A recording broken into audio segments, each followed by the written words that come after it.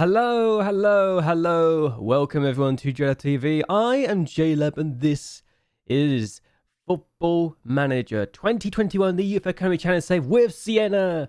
Our youth intake preview has arrived and oh my days, it does not look promising at all. So apparently we have a real golden generation with one of our centre backs looking promising, but we have at least three top prospects in the centre midfield, with one of them from Siena catching the eye.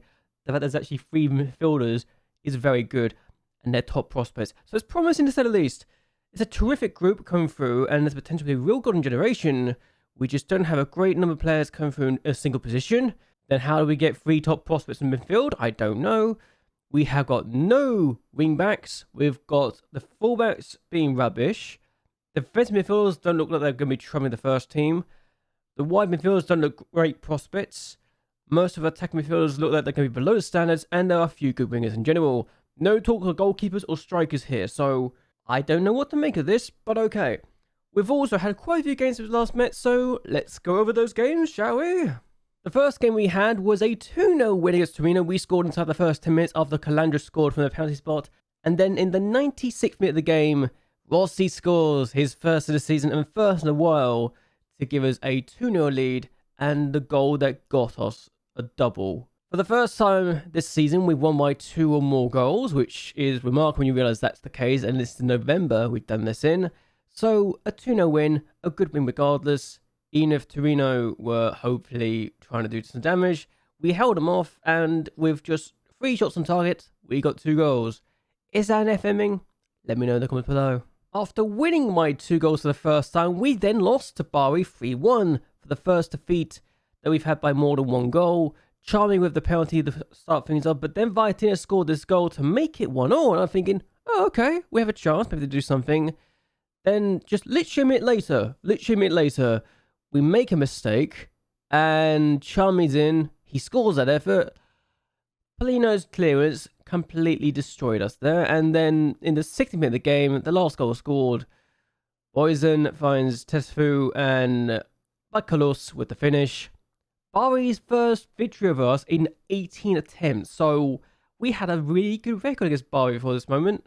Not anymore, they've beaten us, and this season they're actually starting to show why they're one of the better teams, which is very nice to say the least.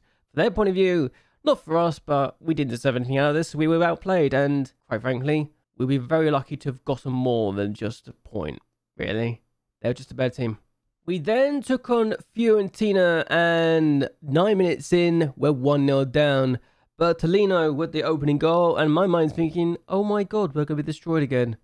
Because, you know, it's Fiorentina, our fiercest rivals, and then in the 40th minute of the game, literally just as the second half starts, Bertolino scores again. So, 2-0, my mind's getting very concerned, but I made some changes. In personnel, nothing more than that, and we equalise. We're going to go back, Vitina with that finish, and it's a good start, but then we get a penalty. Rossi takes it. Rossi scores it. 71 minutes in, 2-2. In a matter of 6 minutes, we've come from 2-0 down to make it 2-2. And honestly, on the face of things, we probably deserved it. And yes, we had just 3 shots on target. They had just 4 shots on target. Any shots that seemed to be scored were going in. So a 2-2 draw, I would take that every day of the week, quite frankly. We've got a point against our fiercest rivals, Fiorentina. What happened next was not great, because we took on Saturel in the 4th qualifying round of the Coppa Italia and lost on penalties. Yeah, this is like embarrassing. I might have made a mistake here by putting a bit of a rotate aside because fitness reasons. I thought, okay, I can rotate against Saturel. We're not going to lose against Saturel. We did, and their goalkeeper, Sportelli, got an 8.5 rating. I think you can see why we were not victorious here. The fact they stopped us is slightly annoying. It's the worst defeat we've had for a while since Vicenza beat us in the first round. I think last season. Was it last? It was very recently. It is the first ever time we've been knocked out in the 4th qualifying round of the Coppa Italia, and the first time we've not made the first round of the Coppa Italia in a very long time. Like, this has been 10 straight seasons we got past this stage, and this time we're not, and it's weird, but if anything, it gives me less things to worry about, and we can just focus on the league now, which I guess is nice. We then took a Frosinone and we took the lead after Polina scored the opening goal inside 15 minutes, so that's a good start. And in the 24th minute of the game, we're on the attack again. JLABT on the ball, plays it back, finds Corella, who scores just his second of the season. So good stuff, 2-0 here. Then Frosinone scored for this free kick in the 87th minute of the game.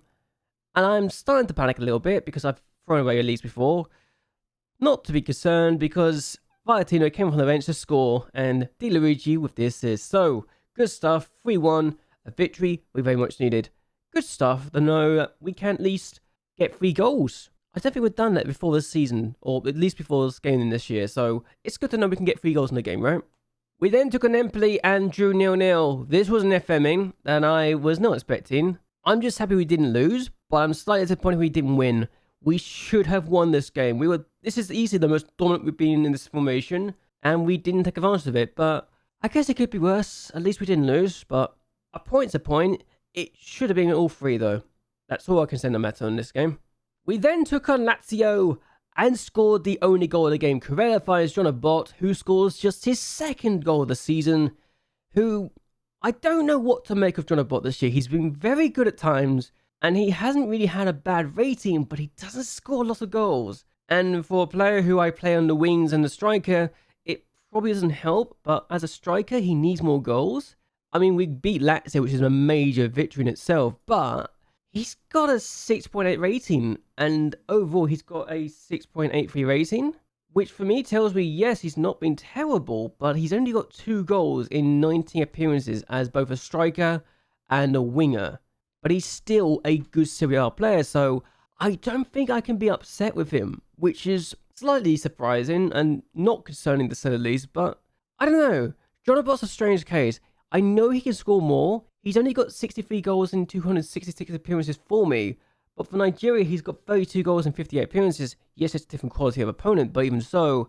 And he's also wanted by a Chinese club, which, honestly, I don't need to sell. He's never really got that many goals in a season. Like, the best he's ever gotten is 10 goals. The worst he's ever gotten is 1 in 11. But this could be his worst season in a very long time. I'm hoping he can get to at least 5 more goals. But he's very consistent on his days, like hot and cold. I don't know what to make of him, but I have a lot of love for the man, and I hope he can do better very, very quickly, you know? The last game we had was against Genoa. We took the lead after Calandro scored a penalty on his return from injury, so that's good. And then Genoa equalised, and Corradi finds Morel, who scores 1-0, okay. But then we take the lead again just before half-time. Polina finds Mapelli, who does this ball. Good ball. Finds Mangoni, who scores the 2nd of the season. Keeper should do better, quite frankly, but I don't care. I did care about this goal, though, because we conceded an equaliser. So, Novello, it's just a really good play. Samagusa with the finish, and he's not going to miss, is he?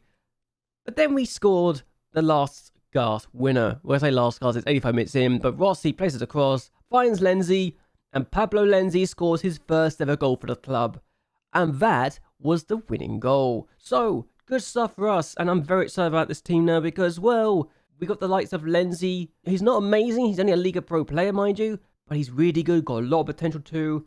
As does Marco Matua, who is an inverted winger. So we have a lot of options in play if we need to make some changes here and now. We've also got the likes of Francisco Corella, who I honestly am now thinking is going to be my #1 choice on the left wings in the future. Because JLABT's now playing as a striker and Viatina is now playing as a right winger, we've got so many options, it's ridiculous. And this guy is consistent to a Serie B player. If he improves any more, then I'm going to have to very much struggle to keep hold of this guy. I'm hopeful that when he reaches his 18th birthday, I can give him a 5-year contract and keep him at the club. Because he's so good. So good. But what these results have done for us is leave us in 7th place. We are looking kind of good. And that's despite having some questionable forms as of late, but I say that with 5 games unbeaten. We're at 17 points stay in the relegation zone, which is what we want. We have a game in hand on the teams in the relegation zone. And the only team that we've not beaten in the bottom 6 is Empoli, because we drew against them. Also, season preview, odds have changed. We've actually gone better because the players are developing. And, legitimately, I'm now thinking we are going to stay up. Not only through the fact we actually got the points, but also because the players are now going to be good enough to compete in the league. And that, for me, is very exciting. I'm hopeful we can do it, but if we can't, we can't. We are going to take on Bologna, though. I'm hopeful we can beat them because they are a tough cookie. They are unbeaten, the only side unbeaten. They have Champions League football as well. And let's be honest, they're a good team. On their day, they can be a nightmare. Also, Valentina Malpale, that's a difficult situation to be in because I think we've got some good young talent now. Corella, I genuinely believe I want to play over anyone else in that left side. Valentina is better than Malpale, who I don't think is going to get any better. He's 25. And John Abbott will play there. But when John Abbott goes on international duty, Valentina will come across as a striker role. So we've got plenty of options. We really do. It is a very great blessing here that we've got so many young talents in this side now. I do, however, have issues with Margiotta, so I'm probably going to take him out and bring Di Luigi in because he can be very good. Margiotta has been really poor as of late, and I'm hopeful we can change that for the better. And for me, that's just really exciting. We can also make him a wing back on support, which is all good. But yeah, I don't know what to do about Margiotta. I think he can be good. He's just not proving his talent right now. And that for me is disappointing because he's got so much talent. He's good enough for this division.